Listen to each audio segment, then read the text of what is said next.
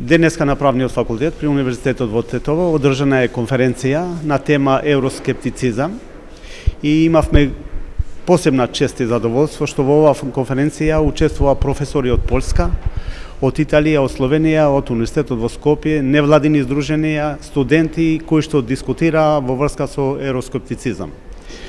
Посебен акцент беше освртен на тоа дали војната во Украина влијае во зајакнување на евроскептицизмот или пак ќе влијае кон забрзување на проширување на Европската Унија, особено према земјите на Западен Балкан. Ставот беше дека ова војна, на жалост, која има тешки последици таму, сепак ќе влијае позитивно и европските народи ќе бидат посвесни и побрзо ќе се заокружува процесот на Европската Унија и према овие земји кон Западен Балкан.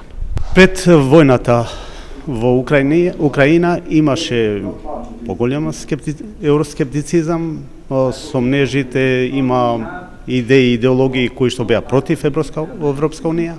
Меѓутоа сега сметам дека тие се во паѓање и мислам дека процесот кон проширување на Европската Унија и кон зајакнување на Европската Унија е многу посилен колку што беше порано. Многу интересно е дека ние цело време очекуваме некоја на зголемување на скептицизмот, тоест намалување на евроентузијазмот. Меѓутоа многу често анкетите не покажуваат дека сепак грешиме во тие наши очекувања.